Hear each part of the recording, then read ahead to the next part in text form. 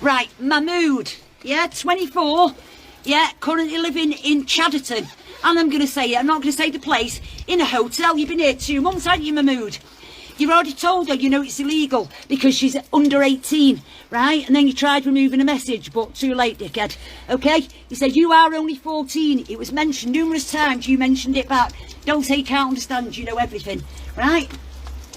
So footage has emerged of a migrant man attempting to meet a 14-year-old girl for sex in Manchester. Now, just to give some clarity, this man is from the Victoria Migrant Hotel in Manchester. And recently there's been a lot of protests outside of this hotel for this exact reason, because there are undocumented sexual predators like this in this hotel, and the local residents want this hotel shut down. And Yorkshire Rose says resident of Victoria Migrant Hotel Chadderton in Greater Manchester was stung by the paedophile hunters. And this is a picture of the man here. We'll look at the footage in a second. And this is also an interesting post which says this is Elaine Taylor, deputy leader at Oldham Council, at the Stand Up to Racism counter protest at the Cresta Hotel in Altrincham. She's supporting the illegal immigrants at the hotel. 1, she's voted down the grooming gang inquiry 6 times. 2, she's never attended a protest in support of the boys and girls gang rape in Oldham. And this woman here, she's actually a member of Oldham Council who is in support of migrant hotels, and she's actually a member of Stand Up to Racism, which is a left-wing organisation that supports migrant hotels. But anyway, this is the man in question. Apparently his name is Mahmood, he's 24 years old, and he attempted to meet a 14-year-old girl for sex in Manchester. Right, Mahmood, yeah, 24, yeah, currently living in Chadderton. And I'm going to say it, I'm not going to say the place, in a hotel. You've been here 2 months, haven't you, Mahmood? You've already told her you know it's illegal because she's under 18, right? And then you tried removing a message, but too late, dickhead. Okay? You said you are only 14. It was mentioned numerous times. You mentioned it back. Don't say you can't understand. You know everything, right? AKA Chucky with the fucking knife. You're a weirdo, aren't you? Right. That's a child. Okay? You came to meet this child, right? Don't say her name. Right. Mahmood, aka Chucky.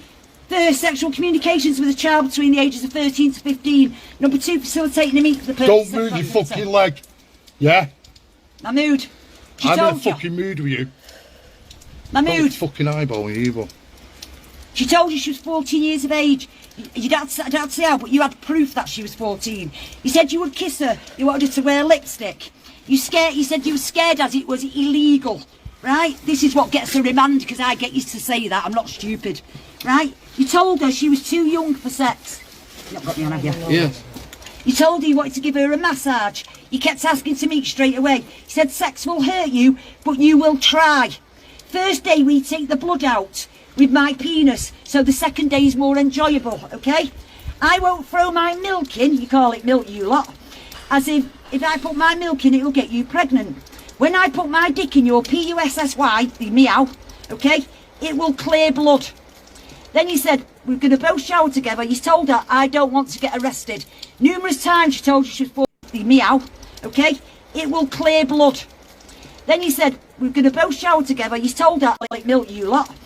Now the video actually gets a little bit too explicit. I don't really want to show this part because they start going into detail about what he said. Now towards the end of the video, one of the men, he actually goes on to talk about why this is such a massive problem. Bro, I swear I don't understand much English. Yes, you do understand English because you've been talking to the child. Really, I use translate sometimes. What? I use translate. Well, translate this. You're going to prison. Yeah? You're the second one we've caught today. You're going back to your country. You're not staying here anymore. You're not staying here now. We give you sanctuary. We've brought you here. We've put you up. Right? There's veterans on the streets. You're living in that hotel. What you're living in is right near me. It's a nice hotel, or it was a nice hotel. That'll be getting closed down soon, I'm telling you. Right? And what have you done? All you've done is come here and try to rape our children. That's the thanks you give us. We've been out all day, all day, stopping people like you. Was out last night, we're back out tomorrow. And this video really just goes to highlight why this is a massive problem in this country at the moment, because this is not an isolated case. There's hundreds of videos like this on social media, and there are thousands of men like this, undocumented sexual predators, being placed in hotels across the entire country. And this is exactly why there are protests around the country right now, from London to Manchester to Sheffield to Leeds, etc.